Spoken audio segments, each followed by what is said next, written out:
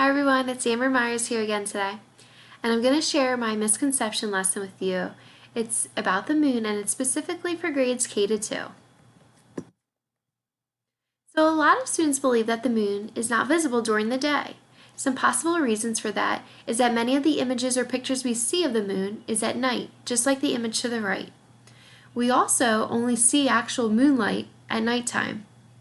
Some explanations and scientific reasoning state that when we see the moon during the day, it's because the moon is in the right spot in the sky and it's reflecting enough light to be as bright or brighter than the sky.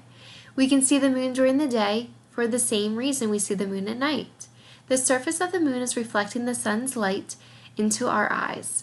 We don't see the moon all the time during the day, and that's because of where the moon might be in the sky. So the lesson that I found specifically for grades K to 2 was titled The Moon in the Day and Night Sky.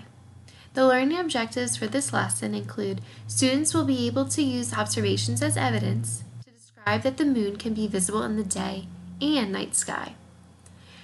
This lesson is about a 45-minute lesson. It includes an actual going outside observation lesson, which I really thought is neat because any chance that I can get my students learning outside, is just a bonus.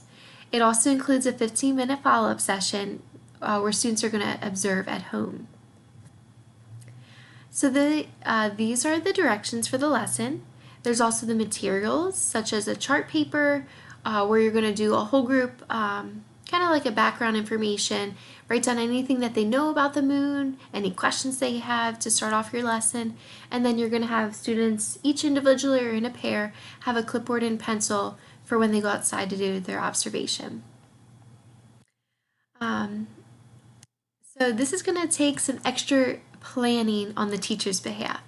You're going to have to look at like a lunar calendar to see when the best time is to see the moon outside visibly. And that's usually around the first or the end quarter to the full moon. That's when you're going to see the best visible moon during the day. You're going to have to make sure that you are pretty clear about having students not look directly at the sun. So you want to go over some directions like that and clarify just for safety reasons and everything. So here's the moon recording sheet handout. Now you can make multiple copies of this because students can, study the moon for a whole week and just see the different changes as they draw and write about what they see. I really think this is a great lesson for young learners early on to kind of nip that misconception in the butt and to really learn that, oh, I can see the moon all the time. Just like we always see the sun, even when it's cloudy, the moon is still there, and it's not just something we can only see at nighttime. It's important when we discuss the moon in our class. It's important to reference the changing appearance of the moon in the sky so as not to foster other misconceptions that the moon actually changes shape in the sky. Also on this slide, I included the media slides that go along with the lesson just to give more actual realistic pictures of the moon during the day in different settings.